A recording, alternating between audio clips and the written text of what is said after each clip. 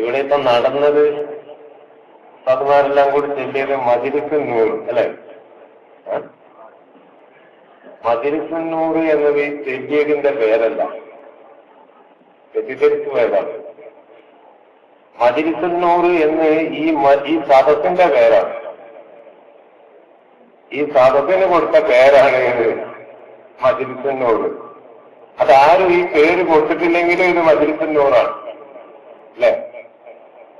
മജ്‌ലിസുൻ നൂർ എന്നുള്ളത് ഈ സഭയുടെ ഈ സദസ്സിന്റെ പേരാണ്.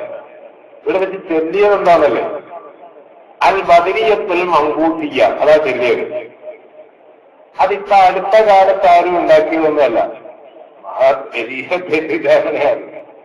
ഇത് അടുത്ത കാലത്ത് ആരും അങ്ങനെയൊക്കെ പറയുന്നുണ്ട്. ഇത് ഹൈദരബാദ് പിന്നെ കെട്ടിയുണ്ടാക്കിയത് ഇതെന്തോ ഒരു രാഷ്ട്രീയക്കാരുടെ പരിപാടി എന്നൊക്കെ തെറ്റിദ്ധരിച്ചു പോയതാണ്. കുറ്റപ്പെടുത്തിയല്ലേ? തെറ്റിദ്ധാരണയാണ്. ഇത് അൽ ബദരിയത്തുൽ മങ്കൂസിയ്യ, അതാ ഇവിടെ ചെല്ലിയത്. ഇത് വളരെ പൂർവ്വകാലം മുതലേ ഉള്ളതാണ്. ഞാൻ ഈ വിഷയം ഇങ്ങനെ തന്നെ ഇവിടെ പാമ്പ് അതിനെ സ്നേഹിത അവതരിപ്പിച്ചപ്പോൾ അവിടെ ഒരു പ്രായമുള്ള ഉസ്താദ് ഉണ്ടായിരുന്നു.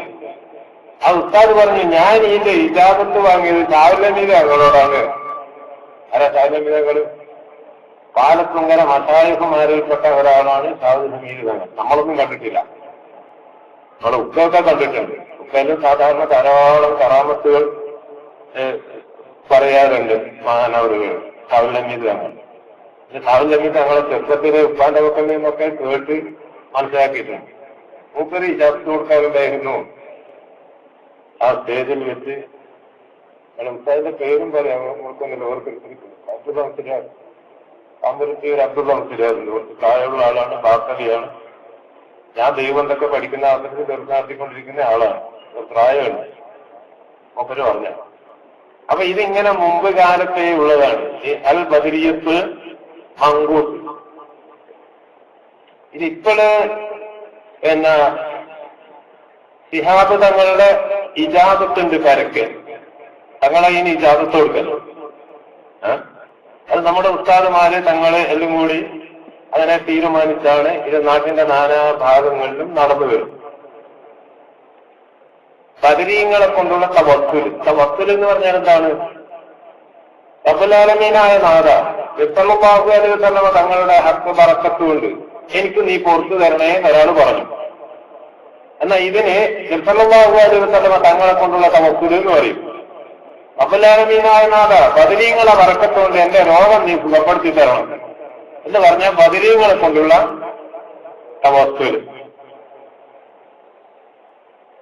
ഇത് വളരെ നല്ലതാണ്. ദുആക്ക് ഉത്തരം കിട്ടാൻ വളരെ ആവശ്യം കൂടിയാണ്. ചിലതിന് തീർക്കാൻ വരും, വസ്തുതയ്യല് തീർക്കാണ്. അങ്ങനെയുണ്ടല്ലോ, കാണുന്നും കേൾക്കുന്നതിന് കുറുക്ക് കുറുക്ക് എന്ന് പറയുന്ന ചിലരുണ്ട് ചില സ്ഥലത്തൊക്കെ. ഇവിടെ ഒന്നുമില്ലല്ലോ, ഉള്ളതാക്കട്ടെ. അപ്പൊ അവരിത് തീർക്കാണെന്ന് പറയും. മഹാബദ്ധാണ്. ആ ഒറ്റ കാരണത്താൽ തന്നെ ആ വിഭാഗവുമായിട്ട് നമ്മൾ അകന്നു നിൽക്കണം. കാരണം സല്ലല്ലാഹു അലൈഹി വസല്ലം തങ്ങളെ കൊണ്ട് തവസ്സുൽ ചെയ്യൽ ശിർക്കാണ് എന്ന് ആരെങ്കിലും പറഞ്ഞാൽ മഹാബദ്ധാണ്.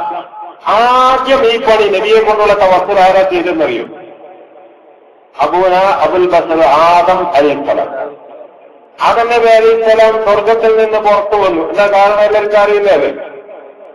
അങ്ങനെ പുറത്തു വന്ന് ആദം നബി അലൈഹിസ്സലാം അവിടുത്തെ നിന്ന് സംഭവിച്ചു പോയ ആ അപാകത, ആ തെറ്റ് എന്ന് പറഞ്ഞാലും നബിമാർ തെറ്റ് ചെയ്യുമോ? ഒരു വിശ്വ സംസാരിക്കാൻ തുടങ്ങിയ വേടിയൊക്കെ എത്തിയും അല്ലെ 10 മണിക്ക് കാറിൽ കയറാൻ അനുവദിക്കണമെന്ന് ഞാൻ പറഞ്ഞില്ല. 9 മണിക്ക് അതിനെത്തും, 10 മണിക്ക് കാറിൽ തിരിച്ച് കയറും. അത് ഇതെന്താ കറ ഡിമാൻഡ് എന്താന്ന് തോന്നുന്നല്ലേ? അത് മറ്റൊന്നല്ല, ഞാൻ തിരിച്ച് വെറുക്കുകയല്ലേ. 3-4 മണിക്കൂർ കഴിഞ്ഞാലേ ഉറങ്ങാൻ കഴിയും. എന്നാൽ നാളെയും മറ്റന്നാളും തീരെ ഉറങ്ങാനും കഴിയും. അങ്ങനെയുള്ളൊരു പ്രയാസം കൊണ്ട് ആ പ്രയാസം ഒന്ന് ലഘൂകരിച്ച് കിട്ടാൻ വേണ്ടിയുള്ള ഒരു അപേക്ഷ മാത്രമാണ്. ഞാൻ ഇങ്ങോട്ട് വരാൻ ഏതിലും ഞാൻ 9 മണിക്ക് എത്തുന്നതല്ല, അവിടെ തന്നെ തെറ്റിയുന്നു. പിന്നെ കമ്മിറ്റിക്കാർ തെറ്റിച്ച പ്രശ്നമൊന്നുമില്ല അല്ലേ? അപ്പൊ എന്താ പറഞ്ഞത്? അപ്പം വേഗം പോകണം. അപ്പൊ അതിന് നീട്ടിപ്പറ്റി പറഞ്ഞുകൂടാം. അതെന്റെ പേരിൽ തെറ്റ് ചെയ്തു. നെല്ലുമാര് തെറ്റ് ചെയ്യുക ഇല്ല, അതെന്റെ പേരിൽ തെറ്റ് ചെയ്തില്ലേ?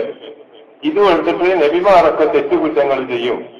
അതല്ല, ഒരു ഹദീസ് എടുത്തിട്ട് നിസ്സലല്ലാഹു തങ്ങൾ പോലും ദിവസം 100 തെറ്റ് ചെയ്യലുണ്ട് എന്നൊക്കെ പറയുന്ന ചില പാവങ്ങൾ എന്ന് മാത്രം പറയാ അവരെക്കുറിച്ച്. അപ്പൊ ഇത് നമ്മളിത് ചുറ്റാണ് എന്ന് പറഞ്ഞാൽ അപ്പൊ എന്താന്ന് പറഞ്ഞാൽ അതെന്നെ പേര് തരാം തെറ്റ് ചെയ്തിട്ടുണ്ടോ? തെറ്റ് ചെയ്തിട്ടുണ്ട്. ഇതിന് ആ പഴം പറിച്ച് തിന്നാളിട്ടുണ്ട്, തിന്നരുത് എന്ന് പറഞ്ഞു. ആ പഴം പറിച്ച് തിന്ന് ചെയ്യാനുണ്ടായിട്ടുണ്ട്, അത് നിഷേധിക്കാൻ കഴിയില്ല. എന്നാ ഇതിനെപ്പറ്റി ഖുർആൻ എന്താ പറഞ്ഞെന്ന് അറിയാം. അതെന്നെ പേര് തരാം ഈ പഴം പറിച്ച് തിന്നതിനെ പറ്റി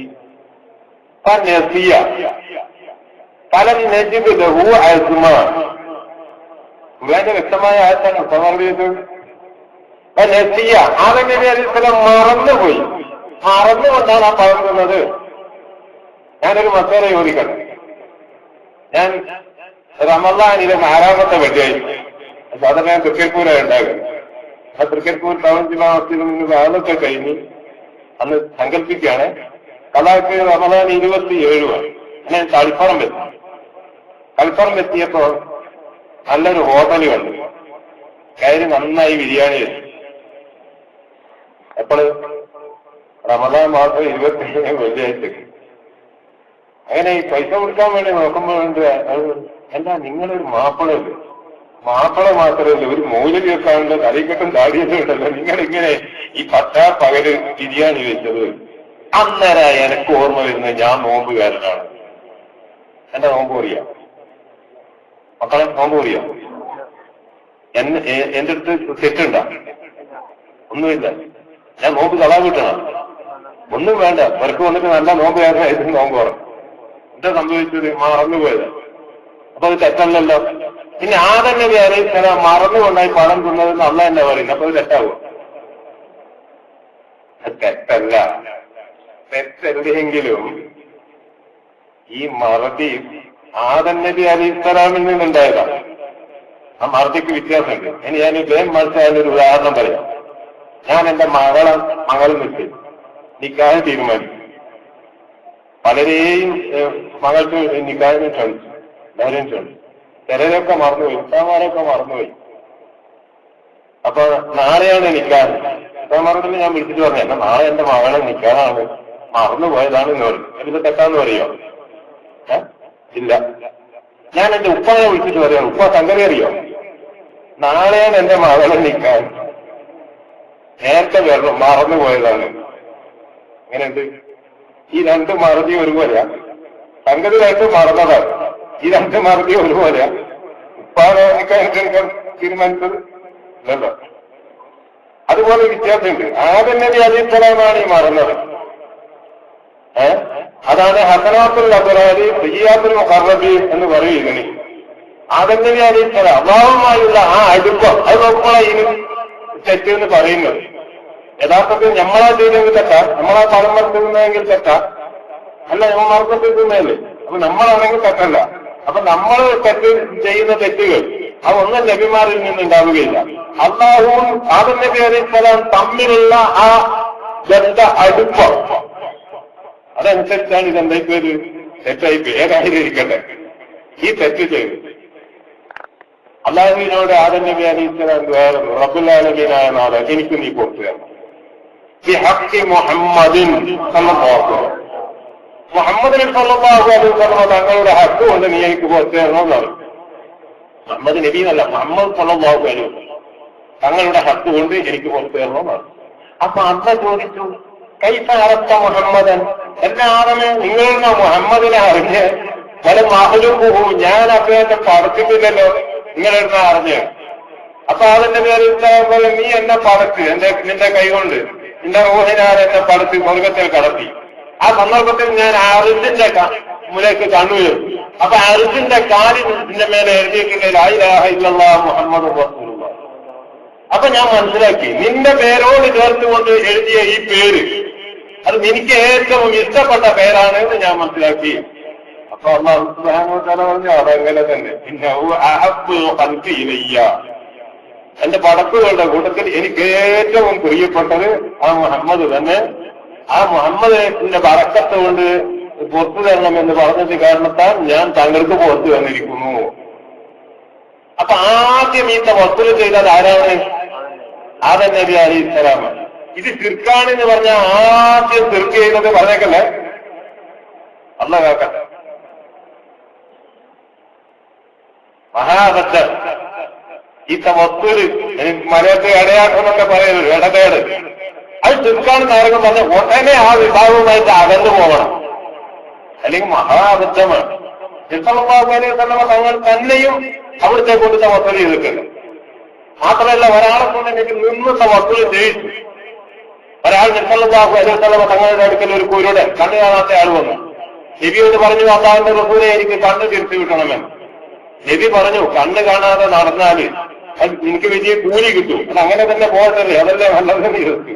അപ്പൊ അയാൾ പറഞ്ഞു, അല്ലാ നബി, എനിക്ക് എന്നെ കൈപിടിച്ച് പണി കൊണ്ടുവരാനൊന്നും ആടില്ല നബി, എനിക്ക് കാഴ്ച തിരിച്ചു കിട്ടണമെന്നാണ്. എന്നൊക്കെ ചോറുണ്ടാക്കി വന്നത്. അങ്ങനെ ഒന്നുണ്ടാക്കി വന്ന് രണ്ടാക്കാലത്ത് നിസ്കരിക്കാൻ പറഞ്ഞു. അതിനുശേഷം ഒരു ദുആ നബി പഠിപ്പിച്ചു കൊടുത്തു. എന്താ ദുആ? സല്ലല്ലാഹു അലൈഹി വസല്ലം തങ്ങളുടെ ഹക്ക് കൊണ്ട് വർത്തനെ എന്നെ കാഴ്ച തിരിച്ചു കിട്ടണം. ഇമാം തിരുമതി രേഖപ്പെടുത്തിയതാണ് ഹദീസ്. ഈ ദുആ തീരേണ്ട താമസം അദ്ദേഹത്തിന് കാഴ്ച തിരിച്ചു കിട്ടി. നബി നിന്നിട്ട് ചുരുക്കി ജയിച്ചു എത്ര അബദ്ധാണ്. മാത്രമല്ല നമ്മളോടൊക്കെ ദിവസവും തവസ്സുൽ ചെയ്യാൻ നബി കൽപ്പിച്ചിട്ടില്ലേ? ഉണ്ട്. സ്വയംസ്കാരത്തിന്റെ മുമ്പ് രണ്ടരക്കാർക്ക് സുന്നത്തുകാരുണ്ടല്ലോ, വളരെ പ്രധാനപ്പെട്ട നിസ്കാരമാണ്. സ്വയംസ്കാരത്തിന്റെ മുമ്പുള്ള 2 റക്അത്ത് സുന്നത്ത് നിസ്കാരം ഹൈറുമിനൽ ദുനിയാവമാഫീഹാണ്. ദുനിയാവും അതിലുള്ള സകല വസ്തുക്കളെക്കാളും ഹൈറാണ് സുന്നത്ത്. പിന്നെ പറഞ്ഞതിന്റെ കാര്യം പറയാനുണ്ട്. വലിയ കാര്യമാണ് അല്ലാഹു തആല ഈ നിസ്കാരമൊക്കെ നമുക്ക് നിശ്ചയിച്ചു തന്നത്. അപ്പോ നിസ്കാരം ഒന്നും കഥായി പോകരുത്. പ്രത്യേകിച്ച് സ്വയംസ്കാരം. എന്താ പ്രത്യേകിച്ച് സ്വയംസ്കാരമൊന്നും? ഇമാം ഷാഫി റഹ്മത്തുള്ളാഹി അലൈഹി തങ്ങളോട് നാസിനെ പറ്റി ചോദിച്ചപ്പോ അവിടുന്ന് പറഞ്ഞ മറുപടി, ഏറ്റവും വലിയ നാസ് സ്വയംസ്കാരം കഥായ ദിവസമാണ് എന്നാണ്. ചിലർ വന്നിട്ട് പറയും, ഉസ്താദെ 20 കൊല്ലായി ദുബായിൽ പോകുന്നു, ഒരു ബർക്കത്തില്ല, ഒരു ഭക്തും ബർക്കത്തുമില്ല. അങ്ങനെ ഇങ്ങനെ തട്ടി ചോദിച്ചിട്ട് എങ്ങനെ നിസ്കാരം കൃത്യമായി വെക്കരുത്. പിന്നെ സ്വതി ഉറങ്ങിപ്പോകും, തീർന്നില്ല. അപ്പൊ 20 കൊല്ലം സ്വതയെ ഉറങ്ങിപ്പോയി പിന്നെ എന്താ വർക്കത്തുണ്ടാകുക? അള്ളാഹു കാക്കട്ടെ.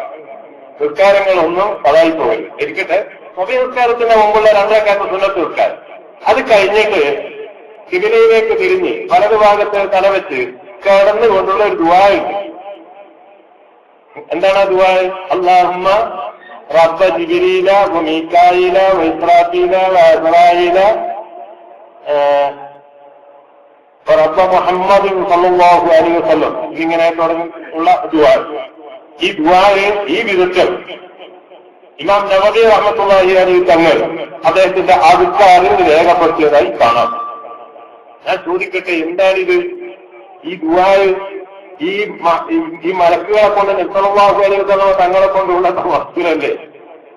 കുറച്ച് ഇരുന്നാലോചിച്ചാൽ മനസ്സിലാക്കാൻ സാധിക്കും. ഈ തവസ്സുൽ ദിവസം ചെയ്യാൻ സല്ലല്ലാഹു അലൈഹി വസല്ലം തങ്ങൾ കൽപ്പിച്ചു. അപ്പൊ സല്ലല്ലാഹു അലൈഹി വസല്ലം തങ്ങൾ ഇവിടെ ചുരുക്ക് പ്രചരിപ്പിക്കാമെന്ന് അതില്ല. എന്താ പറയാ? അതാ പറയുന്നത്. ഇത് ചുരുക്കാണ് എന്ന് പറയുന്നവര് പിന്നെ ഒന്നും ചിന്തിക്കരുത്. വേറെ എന്താ ഇവർ തമ്മിലുള്ള എതിർപ്പ്? 117 കാര്യങ്ങളില് നമ്മളും അത്രക്കാരുമായി എതിർപ്പുണ്ട്. പക്ഷെ ഒന്നും നോക്കേണ്ടതില്ല. ഇത് ചുരുക്കാന്ന് പറഞ്ഞാൽ തന്നെ വേഗം അകന്നു പോവാം. അല്ലാഹു കാക്കട്ടെ. അപ്പൊ ആ തവസ്സുൽ ആണ് ഇത്. ബദരീങ്ങളെ കൊണ്ടുള്ള തവസ്സുൽ, വേറെ ഒന്നും ഇതിലില്ല. ഇത് വളരെ കാലം മുമ്പേ ഉള്ളതാണ്. പിന്നെ ഇങ്ങനെ ഈ ഹൈദരലി തങ്ങളെ കയ്യിലെത്തിയത് അത് നമുക്കറിയാലോ. ഹൈദരലി തങ്ങളുടെ പിതാവാര PMS പൂക്കോയ തങ്ങൾ കണ്ടിട്ടുണ്ടോ? ഞാൻ കണ്ടിട്ടുണ്ട്. ഒരു പ്രാവശ്യം ഞാൻ കണ്ടിട്ടുണ്ട്. തൃക്കരിപ്പൂരും ഒരു എഫ്ഡിറില്ല. ഞാൻ പഠിച്ചുകൊണ്ടിരിക്കുന്ന കാലത്ത്, എന്റെ ഉപ്പയൊക്കെ ഉണ്ടായിരുന്ന ആ കാലത്ത്, ഉപ്പാന്റെ ഓടിക്കൊണ്ടിരിക്കുന്ന കാലത്ത് അവിടെ ഒരു സമ്മേളനത്തിന് പൂക്കോയ തങ്ങൾ വന്നിരുന്നു. അന്ന് ശിഹാബ് തങ്ങൾ കൂടെയുണ്ട്. ശിഹാബ് തങ്ങൾ അന്ന് കൈറോക്കെ പഠിക്കുന്ന ആളാണ്. കുറച്ച് സമയം തങ്ങൾ അവിടുന്ന് പ്രസംഗിച്ചത്. വടക്കേ മലബാറിൽ ആദ്യം ശിഹാബ് തങ്ങൾ, മുഹമ്മദ് ശിഹാബ് തങ്ങൾ പ്രസംഗിച്ചത് മുനവ്വിറിന്റെ സ്റ്റേജിൽ വെച്ചാണ്. അന്ന് നല്ല പ്രായമുള്ള താടിയൊന്നും വരാത്ത ഒരാളായിരുന്നു. അപ്പൊ പൂക്കോയ തങ്ങളെ കണ്ടിട്ടുണ്ട്. പൂക്കോയ തങ്ങൾ ആർക്കും അഭിപ്രായ വ്യത്യാസമില്ലാത്ത ആളാണ്. അള്ളാന്റെ ഔലിയാക്കളിൽപ്പെട്ട ആളാണ്. നിരവധി കറാമത്തുകൾ ഉണ്ടായാണ്. അവിടുന്ന് അങ്ങോട്ട് ഇങ്ങനെ എണ്ണണം. അങ്ങനെ എണ്ണിയ അവസാനം ഒരു 40 അവിടെ എത്തുമ്പോ മുഹമ്മദ് മുസ്തഫ സല്ലല്ലാഹു അലൈഹി വസല്ലം തങ്ങളെയാണ് നമുക്ക് കാണാൻ സാധിക്കുന്നത്. അതിലെ മഹാത്മാക്കളല്ലേ അല്ലേ? അപ്പൊ അവരിതിങ്ങനെ കൊണ്ടു നടന്നതാണ്. ഉപയത്തങ്ങളൊക്കെ ഇതിങ്ങനെ കൊണ്ടു നടന്നതാണ്. അപ്പൊ ഇപ്പൊ ഇവിടെ പാണക്കാട് തങ്ങന്മാരെ കയ്യിലുണ്ട്. ഇപ്പൊ ഇത് ഇജാസത്ത് കൊടുക്കാൻ പറ്റിയ വലിയൊരാള് മഹാനാണ് എന്ന് മനസ്സിലാക്കിയിട്ട് പിന്നെ ഉസ്താദുമാരുടെ ഒക്കെ നിർദ്ദേശം അനുസരിച്ച് തങ്ങൾ ഇജാസത്ത് കൊടുക്കുന്നത് മാത്രമേ ഉള്ളൂ. അല്ലാതെ ഇതാരെങ്കിലും നിർമ്മിച്ചുണ്ടാക്കിയതൊന്നുമല്ല. അത് ഞാൻ പറയാൻ കാരണം, എന്തിനാണ് ഈ തവക്കുൽ ഇങ്ങനെ നാടിൽ ആകെ നടപ്പാക്കുന്നത്? എന്തിനാണ്? എന്താ ആവശ്യം? അത് സുഹൃത്തുക്കളെ നാം ഇരുന്ന് ചിന്തിച്ചാൽ ഒരു കാര്യം വ്യക്തമാണ്. ഇത്രയധികം ആപത്തുകൾ, മുസീബത്തുകൾ, ഇടങ്ങേറുകൾ അധികരിച്ചൊരു കാലം മനുഷ്യ ചരിത്രത്തിൽ കഴിഞ്ഞുപോയിട്ടേയില്ല. ഉറപ്പാണ്. അത്രയധികം ആപത്തുകൾ, മുസീബത്തുകൾ നിറഞ്ഞ കാലാണ്. അതുപോലെ ഇത്രയധികം രോഗം അധികരിച്ചൊരു കാലം മനുഷ്യ ചരിത്രത്തിൽ കഴിഞ്ഞുപോയിട്ടേയില്ല. അല്ലാഹു കാക്കട്ടെ. ചെറുപ്പ വലുപ്പ വ്യത്യാസം കൂടാതെ എത്രത്തോളം ചെറിയൊരു കുട്ടി, ഒരു ആൺകുട്ടി 4ാം ക്ലാസ്സിൽ പഠിക്കുന്ന കുട്ടിയാണ്. ആ കുട്ടീനെ കൂട്ടി എന്താ സുഖേട് നിസ്സാരമായ സുഖേട്, എന്ത് ഷുഗർ, ചെറിയ സുഖേടല്ല. അതാ ഈ കുട്ടിക്കുള്ളത്. ഉപ്പയും ഉമ്മയും കൂടി വന്നിട്ട് ഈ കരച്ചല്, കരച്ചലിന്റെ കാരണം ഇതിന് ഗുളികകളൊന്നും ഫലം ചെയ്യാതെ വന്നു. അപ്പൊ ഇൻസുലിൻ നിർദ്ദേശിച്ചു, അതും ഫലപ്പെടുന്നില്ല. ആ വീട്ടിൽ നിന്ന് ഒരു ഭക്ഷണവും ഉണ്ടാക്കാൻ കഴിയുന്നില്ല. എന്തുണ്ടാക്കിയാലും കുട്ടി കരയും, ഒന്നും ഇനി കൊടുത്തുകൂടും. എത്രത്തോളം അവസാനം ഞാനൊരു മൂട്ടായി കൊടുക്കുമ്പോ പതയെ കൊടുക്കല്ല. നോക്കൂ എത്ര വലിയ സങ്കടമാണത്. ചെറിയ കുഞ്ഞ്, ഇതിപ്പോ ചെറിയ രോഗം പറഞ്ഞത്. കുഞ്ഞു മക്കൾക്കുണ്ട് എന്തെല്ലാം രോഗങ്ങൾ അതാകാക്കട്ടെ. കുഞ്ഞു മക്കൾക്ക് മാത്രമോ, ഗർഭാശയത്തിലുള്ള കുഞ്ഞുങ്ങൾക്ക് പോയി പല രോഗങ്ങൾ.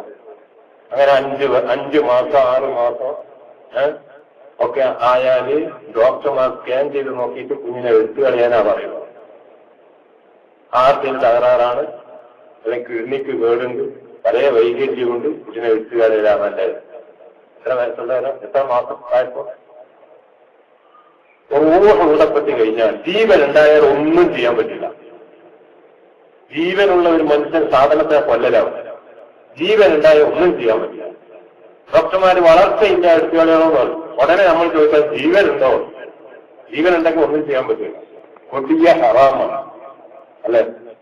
ഇങ്ങനെയുള്ള അത്യാവശ്യം എത്ര ഗർഭിണികളായ സ്ത്രീകളാണ് വലിയ സങ്കടത്തിലാണ്. ഇത് എടുത്തു കളയെന്ന് പറയും ചെയ്തു നോക്കുമ്പോ അവര് അതിനെ വിശ്വസിച്ചുകൊണ്ട് ക്ഷമിച്ചിരിക്കുന്ന എത്രയാണ്. ഇങ്ങനെ ഗർഭാശയങ്ങളിലുള്ള കുഞ്ഞുങ്ങൾക്ക് പോലും രോഗം, ഇങ്ങനെ രോഗം വർദ്ധിച്ച ഒരു കാലം. ഇതിങ്ങനെ സംഭവിക്കുമെന്ന് തങ്ങൾക്ക് ആലോചിച്ചിട്ടുണ്ട്. തെറ്റുകുറ്റങ്ങൾ വർദ്ധിക്കുമ്പോൾ ആപത്തുകൾ, മുസീബത്തുകൾ കൂടും. അതുപോലെ തെറ്റുകുറ്റങ്ങളും ഇത്രയധികം അധികരിച്ച ഒരു കാലം ലോകത്ത് കഴിഞ്ഞു പോയിട്ടില്ല. ജാഹിലിയ കാലത്ത് പോലും ഇല്ല എന്ന് പറയാം. ജാഹിലിയ കാലത്ത് വ്യഭിചാരം വല്ലാതെ അധികരിച്ചിരുന്നു അല്ലെ? ശരിയാണ്. പക്ഷേ 6 വയസ്സുള്ള കുഞ്ഞ് സ്വന്തം മകൾ ബലാത്സംഗം ചെയ്ത് കൊന്ന് കടലിലേക്ക് വലിച്ചെറിഞ്ഞ സംഭവം 6-ാം നൂറ്റാണ്ടിൽ കാണാൻ കഴിയുമോ? നമ്മൾ പത്രത്തിൽ വായിച്ചില്ലേ? അങ്ങനെ തെറ്റുകുറ്റങ്ങൾ വർദ്ധിച്ചൊരു കാലം. തെറ്റുകുറ്റങ്ങൾ വർദ്ധിക്കുമ്പോൾ ആപത്തുകൾ, മുസീബത്തുകൾ കൂടും. അപ്പൊ അത് കാക്കട്ടെ. അതുപോലെ വ്യഭിചാരം വാഹിറായ വൈദ്യന്മാർക്ക് പിടികിട്ടാത്ത രോഗം ഉണ്ടാകും. അപ്പൊ അത് കാക്കട്ടെ. ഇത് ആ ചെയ്യുന്നവർക്ക് മാത്രമായിരിക്കില്ല. ഇത് സുബ്ഹാനഹു മഹതായ പള്ളി കൊണ്ട് കാക്കട്ടെ. അപ്പൊ ഇതിൽ നിന്നുള്ള രക്ഷ കിട്ടാൻ എന്തായാലും മാർഗം മോമിനിങ്ങളെ സംബന്ധിച്ചിടത്തോളം ഒറ്റ മാർഗവുമുണ്ട്. അല്ലാനോട് വേറെ അത് വലിയ വിദഗ്ധരായ ഡോക്ടർമാര് പറയുന്ന അവസാനം ഇനി നമ്മളോട്ടുള്ളതിലും തീർന്നു, ഇനി ദൈവത്തോട് പറഞ്ഞു നോക്ക്, പ്രാർത്ഥിച്ച് നോക്കുന്നു. വലിയ വലിയ ഡോക്ടർമാർ അല്ലേ? അത് നോക്കുന്നല്ല, നമുക്ക് നോക്കൂ, സംശയമൊന്നുമില്ല, നമുക്ക് ഉറപ്പാണ്. അല്ലാനോട് പറയാ അതേ മാർഗുള്ളൂ.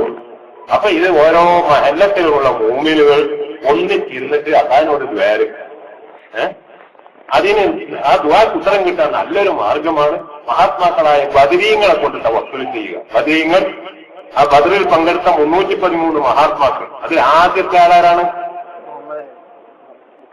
ആദ്യത്തെ ആള് മുഹമ്മദ് മുസ്തഫ സല്ലല്ലാഹു അലൈഹി വസല്ലം.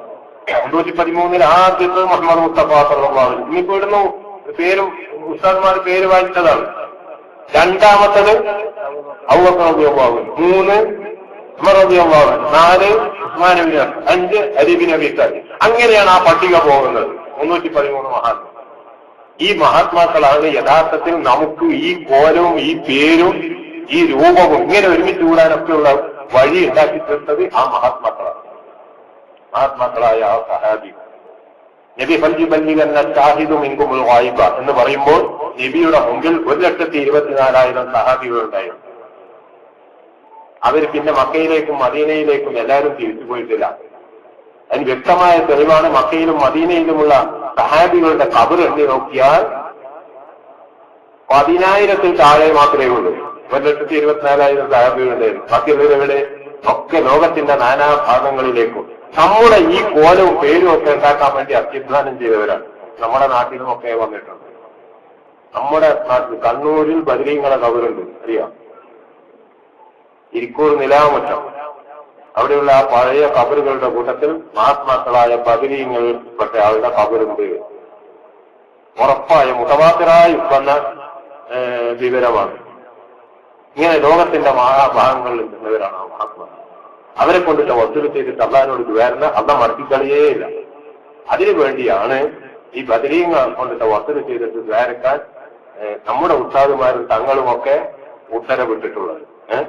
നല്ലൊരു കാര്യം ആര് പറഞ്ഞാലും എല്ലാവർക്കും അത് സ്വീകരിക്കാലോ, അല്ലേ? നിക്കരിക്കണമെന്ന് ആര് പറഞ്ഞാലും നിക്കരിക്കൂടെ? തങ്ങൾ പറഞ്ഞിട്ടുണ്ട് നിക്കരിക്കാൻ, അവിടെ നിക്കരിക്കട്ടെ ആരും പറയും. അപ്പോ ഇത് എല്ലാ മഹല്ലത്തുകളിലും അത് ഇന്ന് നടപ്പായിക്കൊണ്ടിരിക്കുകയാണ്. എല്ലാ സ്ഥലത്തുമുണ്ട്. കേരളത്തിന് മാത്രമല്ല, കേരളത്തിന് പുറത്തുമുണ്ട്. ബംഗളൂരിലൊക്കെ ഈ മജ്‌ലിസ് നൂറിന് 1-2 സ്ഥലങ്ങളിൽ പങ്കെടുക്കാൻ സാധിച്ചിട്ടുണ്ട്. കുവൈത്തിൽ പോയപ്പോ അവിടെയുണ്ട്. UAE ചെന്നപ്പോ 7 സ്റ്റേറ്റുകളിലും മജ്‌ലിസ് നൂറിൽ പങ്കെടുത്തിട്ടുണ്ട്. അവിടെയൊക്കെ ഉള്ള നമ്മുടെ പ്രവർത്തകര് ഇത് സംഘടിപ്പിച്ചു വരികയാണ്. നല്ലൊരു കാര്യമാണ്. വേറെ ഒന്നും ഇതിലില്ല. അതുകൊണ്ട് എല്ലാം മറന്നുകൊണ്ട് ഈ വിഷയത്തിൽ എല്ലാവരും ഏകോപിക്കണം. വേറെ ഒന്നുമില്ല. ബദരീങ്ങളെ പേര് പറഞ്ഞ് അവരെ കൊണ്ട് വസൂല് ചെയ്തിട്ട് ദ്വാരക്കാൻ, അത് മാത്രമേ ഉള്ളൂ. അതില് പിന്നെ ആരും അതിലൊന്നും അഭിപ്രായ വ്യത്യാസം ഉണ്ടാവരുത്. നല്ല നല്ല കാര്യങ്ങളിലൊക്കെ എല്ലാവരും ഒറ്റക്കെട്ടായി രംഗത്ത് വേണം. സുഹൃത്തുക്കളെ, നമ്മളെ സംബന്ധിച്ചിടത്തോളം ഭയാനകമായ ഒരു അവസ്ഥയിലാണ് ഇന്ന് നമ്മളുള്ളത്. വളരെ ഭയാനകമായ ഒരു സ്ഥിതി. അതുകൊണ്ട് ആ സ്ഥിതിയിൽ നിന്ന് പരിഹാരം നേടാൻ ഒറ്റ മാർഗ്ഗമേ ഉള്ളൂ, അള്ളാഹിനോട് ദ്വാരക്ക. അങ്ങനെ അള്ളാഹിനോട് ദ്വാരക്ക് ഉത്തരം കിട്ടാൻ പല മാർഗമുണ്ട്. അക്കൂട്ടത്തിൽ ഒന്നാണ് മഹാത്മാക്കളായ ബദരീങ്ങളെ കൊണ്ട് വസൂല് ചെയ്തിട്ട് ദ്വാരക്കുക എന്നുള്ളത്. അതുപോലെ ഒരു നാട്ടിലുള്ള മൂമിനീങ്ങൾ എല്ലാവരും ഒരുമിച്ചുകൂടാ. അതിലൊരു ബറക്കത്തുണ്ട്. 40 മൂമിനുകൾ ഒരു മജ്‌ലിസിൽ ഒരുമിച്ച് കൂടിയാൽ ദ്വാരക്ക് ഉത്തരം കിട്ടുന്ന കുറെ ആളുണ്ടാവും, വരാൻ ഉറപ്പാണ് എന്നാണ്. വലിയ കാര്യമില്ലേ? എല്ലാവരും ഒരു ദിവസം ഒരുമിച്ച് കൂടെ. അങ്ങനെ എല്ലാവരും ഒരു ദിവസം ഒരുമിച്ച് കൂടിയിട്ട് ഈ മജ്‌ലിസ് നൂർ എന്ന പേരിൽ അറിയപ്പെടുന്ന ബദരീങ്ങളെ കൊണ്ടുള്ള ഈ തവസ്സുല് നടത്തി ദ്വാരക്കണം. അത് ഇവിടെ മാസം തോന്നാം, എല്ലാ മാസവും ആദ്യത്തെ ഞായറാഴ്ച നടക്കണം. മുടങ്ങാതെ നടക്കണം. എല്ലാവരും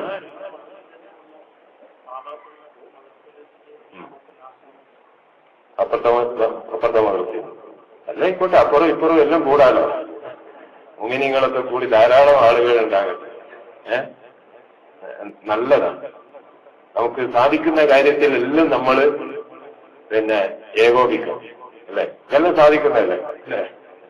ഇതിലൊന്നും നമ്മൾ തല്ലുകൊണ്ടില്ലല്ലോ. അപ്പൊ ഇത്തരം കാര്യങ്ങളിലൊക്കെ നമുക്ക് ഏകോപിക്കാം. അതുപോലെ തന്നെ മോമിനിയങ്ങൾ എപ്പോഴും എന്ത് വേണം? നല്ല എല്ലാം വെള്ളിയാഴ്ച. നാളെ ഇപ്പൊ ഉസ്താദ് കുത്തുബ അവസാനിക്കാൻ പോകുന്നുണ്ട്. വേറെ റബ്ബന ഉത്തരലന, ഭർത്തവനെ നീ ഞങ്ങൾക്ക് പുറത്തു തരണേ. ഞങ്ങൾക്ക് എന്ന് പറഞ്ഞാൽ കൂടി എല്ലാവർക്കും, വേറെ പ്രത്യേക ഈ ഭാഗത്തിനാ. റബ്ബന ഉത്തരലന, ഭർത്തവനെ ഞങ്ങൾക്ക് നീ പുറത്തു തരണേ. ഒരു ഇഖ്വാനിനല്ലദീന സബഖൂന ബിൽഈമാൻ, മരിച്ചുപോയ മൂമിനീങ്ങൾക്കും നീ പൊറുക്കണേ. വലാ തജഅൽ ഖുലൂബിന, ഭർത്തവനെ ഞങ്ങളുടെ കൽബുകളിൽ നീ ആക്കല്ലറൊക്കെ ഇല്ലൻ പക. ഇല്ലൻ ലില്ലദീന ആമനു, മൂമിനീങ്ങളോട് പക. അർത്ഥവനെ ഞങ്ങളെ കൽവില് മുഅ്മിനീങ്ങളിൽ ആരോട് ഒരു പകയും നീ ബാക്കിയാക്കല്ല റബ്ബേന്ന് ദ്വാരക്കാം അല്ലേ? ഈ ആമീൻ പറയലോ, കൽവില് നിറയെ പകയും വെച്ചിട്ട് ആമീൻ പറഞ്ഞ് എന്ത് ഇങ്ങനെ ഉണ്ടാവുന്നത്? ആരോട് മുഅ്മിനീങ്ങളിൽ ആരോട് യാതൊരു വിധത്തിലുള്ള പകയും വിദ്വേഷവും ഉണ്ടാകാൻ പാടില്ല അല്ലേ? അത് മാത്രമല്ല, നാളത്തെ കുത്തുബയുടെ ഒരു ഫർളാണ് മുഅ്മിനീങ്ങൾക്ക് വേണ്ടി ദ്വാരക്കൽ.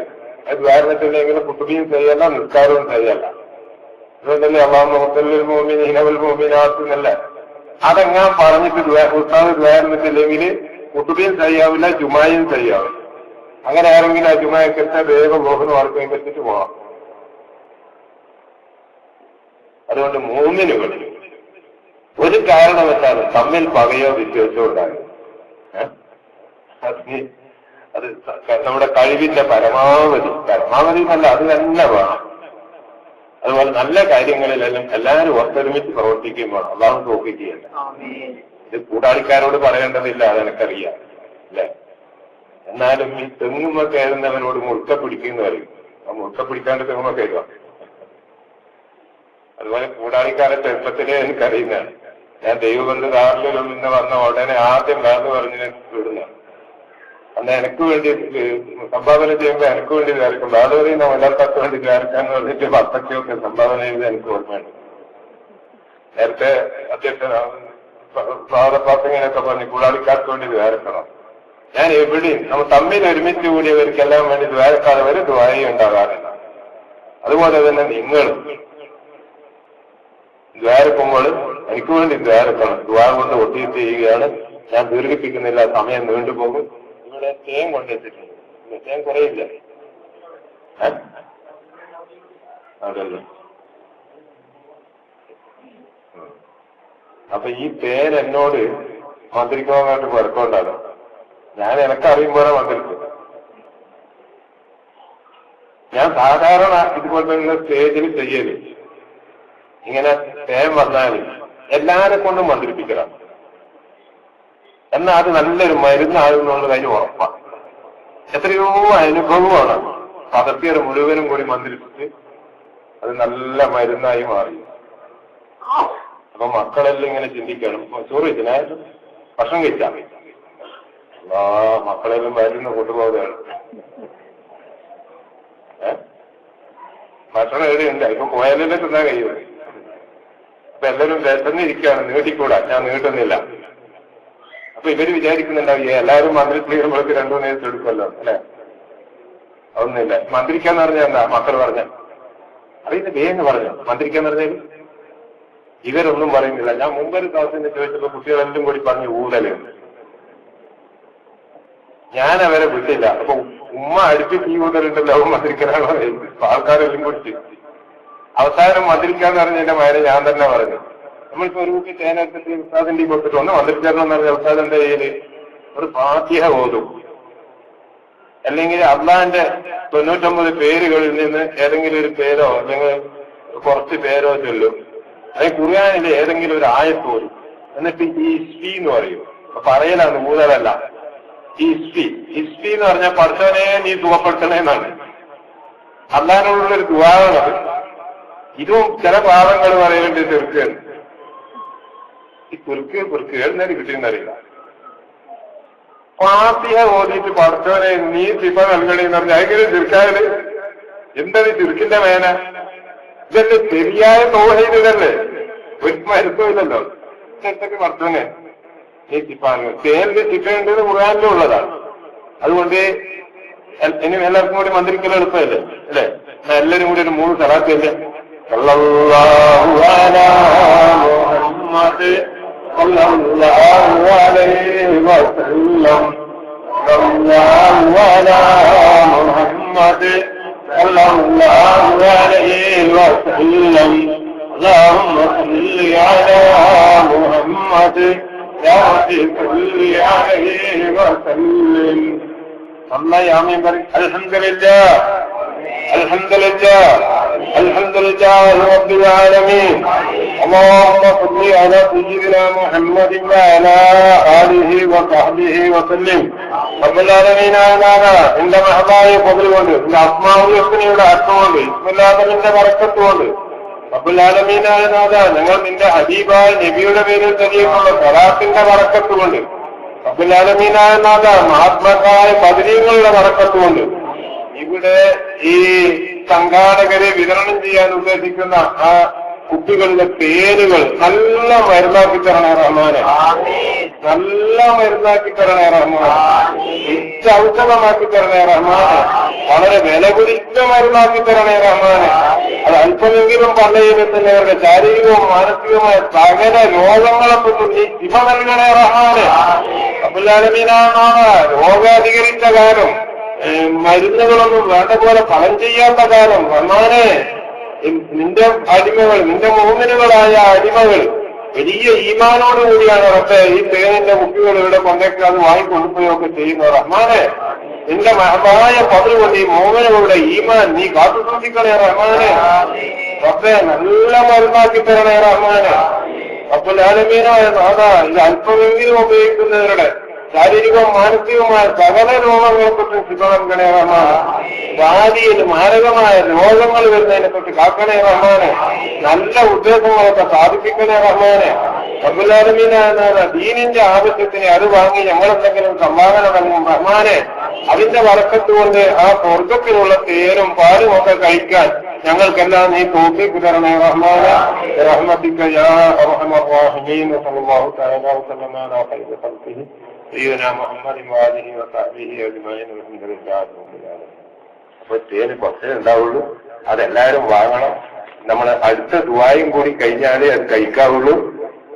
അത് കൂട്ടിക്കൊണ്ടുപോയിട്ട് പൂർണ്ണമായി കഴിക്കുകയും ചെയ്യരുത്. അല്പം വീടുകളിൽ കൂട്ടിച്ചു നോക്കണം, നല്ല മരുന്നായി. അല്ലാതെ മരണത്തിനെ ആശ്രയിച്ചുകൊണ്ട് പറയുന്നതാണ്. എത്രയോ അനുഭവവുമാണ്. അതുകൊണ്ട് ഇതിന് പൈസ വേണം, പൈസ വേണം. കമ്മിറ്റിക്കാർക്ക് പേർക്കൊണ്ട് വേണമല്ലോ പൈസ. ഇവിടെ പല ആവശ്യങ്ങൾക്കുള്ളതല്ലേ പൈസ. ദീനിന്റെ ആവശ്യത്തിന് ഇങ്ങനെ പൈസ വാങ്ങിച്ച് തന്നെ ഇതുവരെ നടന്നത്. 1500 കൊല്ലമില്ല ദീൻ നടക്കുന്നത്. ആ ദീൻ നടക്കുന്നത് എങ്ങനെ? മോമിനികളോട് പൈസ വാങ്ങിച്ചാണ്. അതുകൊണ്ട് പൈസ വാങ്ങാൻ പേടിക്കൊന്നും വേണ്ട. എത്രയും പൈസ വേണ്ട തരാം.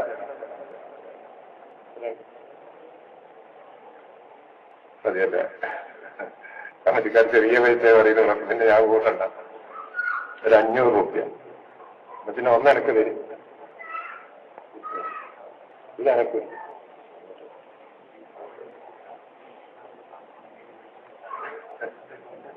പറയുന്നത് പൈസ ഞങ്ങൾക്ക് പോരായിട്ടല്ല കുറച്ച് പറഞ്ഞത്. ഈ പൈസ എല്ലാം ഇത് നാട്ടുകാർ തന്നത് തന്നെയാണ്. എപ്പോഴും ഇങ്ങനെ പിന്നോട്ടിക്കുന്ന വിചാരിച്ചിട്ടുണ്ടാ പറയുന്നത്. അതേ അവസരം കടയുണ്ടെന്നും പറയുന്നുണ്ട്. ഏതായാലും ഇത് നല്ലൊരു മരുന്നാണ്. നമുക്ക് ഒരു പറഞ്ഞ പൈസ തന്നെ കൊടുക്കാം. എന്റെ പൈസ വേഗിലാവില്ല, ഞാൻ തരാം. അപ്പൊ വേഗം കൊടുക്കാം, വേഗമായിട്ട് കൊടുക്കാം. കുറച്ച് കഴിഞ്ഞിട്ട് തരുമോ? എല്ലാരും ഇപ്പം വാങ്ങാൻ വിചാരിച്ചാല്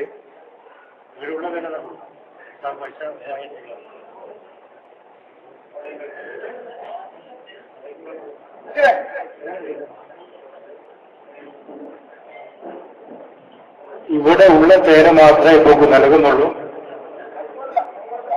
എല്ലാവരും സംഘാടകർ അവിടെ ഇരുന്നിട്ടുണ്ട്. സംഘാടകരോട് ചോദിച്ചു വാങ്ങിക്കും.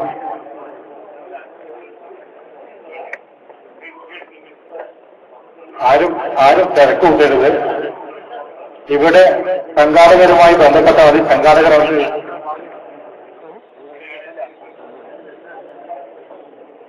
തീർന്നു. അവിടെ ഉണ്ട് സംഘാടകരായിട്ട് ബന്ധപ്പെട്ടതിന്